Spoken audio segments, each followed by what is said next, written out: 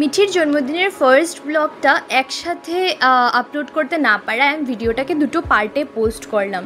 তো সেই জন্য যারা তোমরা সেকেন্ড পার্টটা দেখছো তারা হয়তো ফার্স্ট পার্টটা দেখোনি, তো ফার্স্ট পার্টটা গিয়ে দেখে নিও, আর তারপর এই সেকেন্ড পার্টটা পোস্ট করছে। তোমাদের কীরকম লাগলো ভিডিওতে কমেন্ট করে জানাবে, আর লাইক শেয়ার অ্যান্ড সাবস্ক্রাইব করতে একদম ভুলবে না। তো সাথে থাকো। আবার দেন একটু সোয়াইলে বুঝছি ওটা কাটিল নাও তোমার রিং সেরিমনি তুমি করে লাও। আরে নাও সৃষ্টি সানো এটা ওই বলি তো আনবো আমি তো ওই তো আঙ্গুল বাড়াইছে তাই ওগুলো দাও আঙ্গুল বাড়াইছে তাই না ভিডিও নষ্ট করব ওই তো আঙ্গুল বাড়াইছে দেখছনি নেবে জানো দেখে বাবা দেখি দেখি এই ওই দাও সব কত মিঠি চিনো মিঠি মিঠি খাও নাও ফটো তুলো এই কেকটা তোমরা নিশ্চিন্ত মনে খাওয়াইতে পারবা, বড় টুকরা খাইলেও কিচ্ছু না।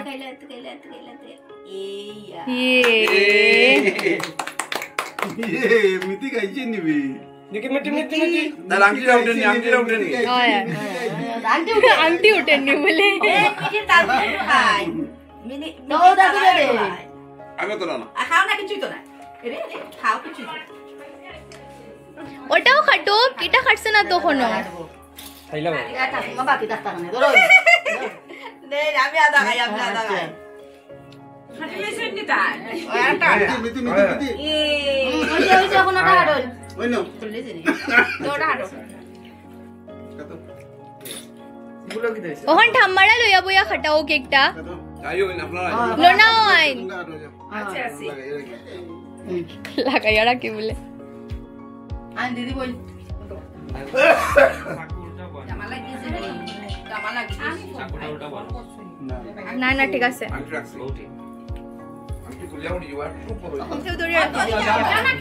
আরে মেক্সি তো ক্যামেরা ভালো লাগে দুবাও জিতো না দেখে নতুন তো সবাই happy birthday Happy birthday to you. Happy birthday to you. Happy birthday dear Mati. Happy birthday to you. দাও না মানে হয় যে কোন তামারে খাবা তামারে তামারে মে তু দাও তামারে দাও এখন মারে খাওয়াই দেও মালে খাও নো মা দাও মা লো মা বলতে কা কোন আছে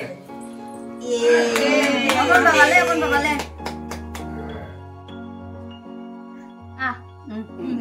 এখন বাবা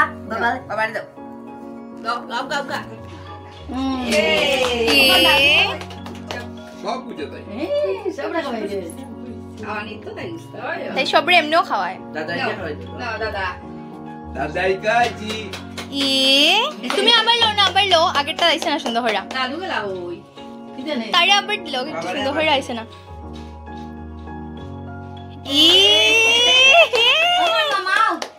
মামা ওই যে একজন হরা মামা সেবলন মামা ছুটকা সবাও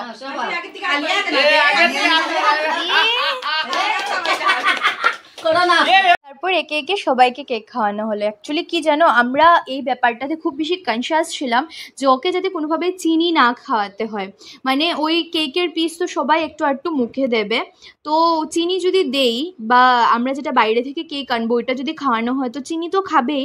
আর এই 1 বছর পর্যন্ত আমরা ওকে চিনি খাওয়াইনি, আর আমাদের চেষ্টা থাকবে যাতে ওকে আরও বেশি দিন পর্যন্ত আমরা চিনিটা খাওয়াই না, অ্যাটলিস্ট 5 ইয়ার্স পর্যন্ত।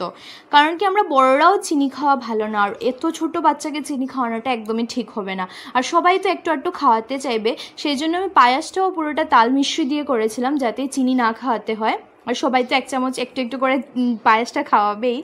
আর এখন যেহেতু 1 ইয়ার হয়ে গেছে তো গরুর দুধটা ইজিলি খেতে পারে, সেই জন্য গরুর দুধ দিয়ে পুরো পায়েসটা করা হয়েছিল, আর আমি চাল দিয়ে করেছিলাম।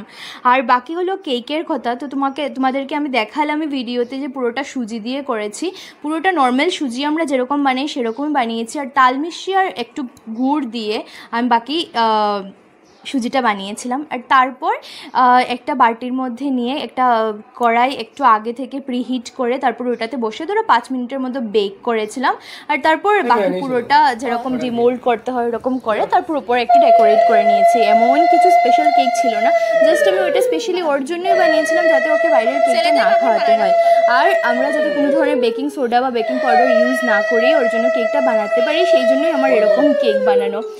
যদিও কেকটা পুরো সিম্পল ছিল, বাট একটা থেকে আমি নিশ্চিন্ত যে ওকে চিনি বা অন্য কিছু কেমিক্যাল কিছু খাওয়াতে হয়নি, সেটাই। তো আমরা যখন দুটো কেকই কাটা হয়েছিল, যেহেতু ভাই আরেকটা কেক নিয়ে এসেছিলো, কিন্তু খাওয়ানো হয়েছিল শুধু ওকে ওই বানানো ঘরের কেকটাই। আর এদিকে সবাই ওকে মিষ্টিমুখ করছিলেন পায়াস দিয়ে।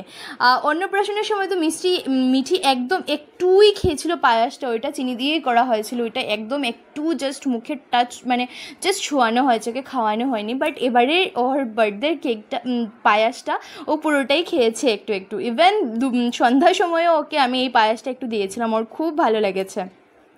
তো সেটাই আমার অনেক শান্তি লাগছে, অনেক খুশি লাগছে যে না মিঠি ফার্স্ট টাইম পায়াস খেলো ভালো করে। তারপর একে একে সবাই ধান দুব্বু দিয়ে আশীর্বাদ করলেন আর সবাই পায়াস খাওয়ালেন। ও না বিরক্ত হয়ে যাচ্ছিল লাস্টলি, যেহেতু আমরা অনেকজনই ছিলাম, যেহেতু পুরো বার্থডেটাই ঘরের মানুষকে নিয়ে করা হয়েছে আর বাকি কাউকে বলা হয়নি, যেহেতু ও অনেকটা ছোট আর এত ভিড়, ও খুব একটা মানে ভালোবাসি ও মানুষ, কিন্তু এত ভিড় আর এত আওয়াজ ও নিতে পারে না, অনেকটা গরমও ছিল, তাই আমরা আর কোনো মানুষজনকে কিছু বলা হয়নি। আর ও লাস্টে না কান্নাকাটি করে, যেরকম অন্নপ্রাশনের দিনে ও পুরো ইরিটেটেড হয়ে গেছিলো। তো দেখো ওরই বার্থডে, ওই যদি এনজয় না করতে পারে, আর এখন তো ও কিছুই বুঝবে না যে কেউ আসলে ওর কী খুশি। আমরা যেরকম আমাদের ফ্রেন্ডসরা আসলে পরে আমাদের অনেক বেশি ভালো লাগে বা আমাদের রিলেটিভসরা আসলে আমাদের অনেক ভালো লাগে, বাট দেখো ওর জন্মদিনে আমরা যদি ইনভাইট করি, কাকে ইনভাইট করবো? আমাদের ফ্রেন্ড সার্কেল যারা আছে। ও তো কিছুই বুঝতে পারছে না, ও তো অনেকটা ছোট। তাই আমরা ভেবেছি যে ওর ফার্স্ট বার্থডেগুলো আমরা এরকমই সেলিব্রেট করবো, আর ও যখন বুঝতে পারবে, ওর যখন ফ্রেন্ড সার্কেল রেডি হয়ে যাবে, তখন আমরা ওর বার্থডে ভালো করে করবো। আর এখন শুধু ওকে যারা ওর একদম ক্লোজ, যারা রোজ ওর যার সাথে দেখা হচ্ছে বা সব যারা ওকে খুলে লিখছে, সে তাদেরকে নিয়ে বার্থডেটা সেলিব্রেট করা হলো। তো এটাই। তারপর আস্তে আস্তে শুরু হলো খাওয়ার পালা।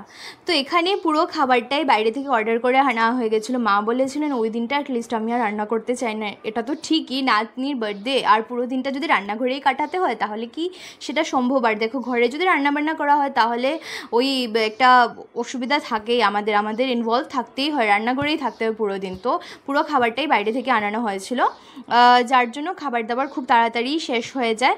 আর পুরো খাবারটার মধ্যে একটুকু তো মিঠি খেতে পারেনি। মিঠি তো খেলেও ওই রোজকার খিচুড়ি, বেচারি খারাপও লাগে, ও মাছ মাংস কিছুই টাচ করতে পারিনি।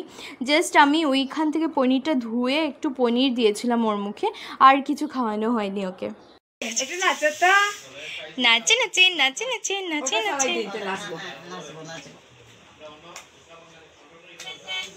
আর এখানে মিঠি বসে মিঠি দিদিয়ার সাথে এনজয় করছিল, খেলছিল। ওর সব পুতুল ওকে ঘিরে রাখা হয়েছিল যাতে খেলতে পারে।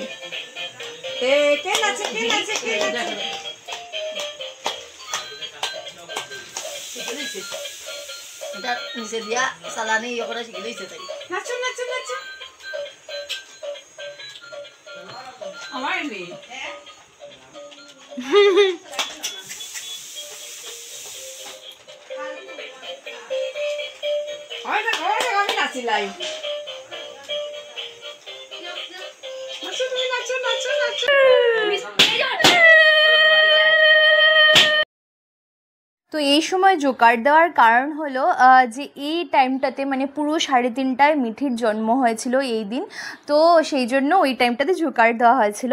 আর মিঠি না বেলুন ফুটালে খুব বেশি ভয় পায়, তো যেহেতু সোনা বেলুন ফুটাচ্ছিল ওইদিকে আর ওইদিকে জোকারও চলছিল, তো সব দিক থেকে আওয়াজ পেয়ে মিঠি অনেকটা ভয় পেয়ে গেছিলো ওই টাইমটাতে।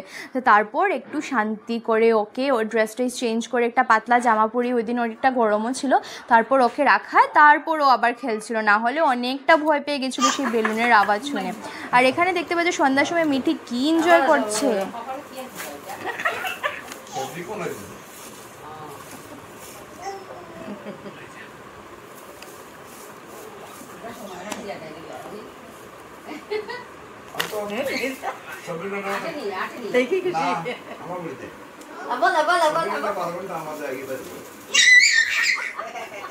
वीडियो बनाओ